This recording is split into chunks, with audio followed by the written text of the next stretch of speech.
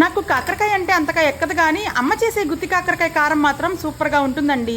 ఒక పావు కిలో కాకరకాయలు తీసుకొని ముచ్చుకలు కట్ చేసి మధ్యలోకి ఘాటు పెట్టుకొని వాటర్లోకి యాడ్ చేసేసి క్లీన్గా వాష్ చేసిన తర్వాత కడాయిలోకి అయితే యాడ్ చేసేసుకోండి. ఇప్పుడు ఈ కాకరకాయలు మునిగేదాకా నీళ్ళైతే పోసుకోవాలండి.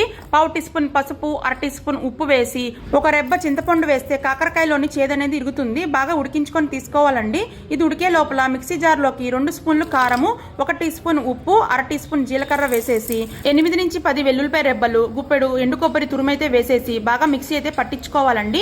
కాకరకాయలోకి స్టఫ్ చేయడానికి కారం అయితే రెడీ అయిపోయింది. కాకరకాయలు ఉడికాయండి. ఇప్పుడు ఇందులోకి కారం అయితే స్టఫ్ చేసుకోవాలి. అన్ని సిద్ధం చేసి ఉంచుకోండి. స్టవ్ వెలిగించి ప్యాన్ పెట్టుకొని సరిపడా ఆయిల్ వేసుకోండి. ఆయిల్ కాగిన తర్వాత కాకరకాయలను అయితే ఈ విధంగా పేర్చుకోండి.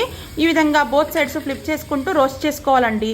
బాగా వేయించుకున్న తర్వాత మిగిలిన కారం కూడా పైన ఈ విధంగా యాడ్ చేసేసి బాగా రోస్ట్ చేసుకున్న తర్వాత కొత్తిమీరతో గార్నిష్ చేసుకుంటే ఎంతో రుచికరమైన కాకరకాయ కారం రెడీ.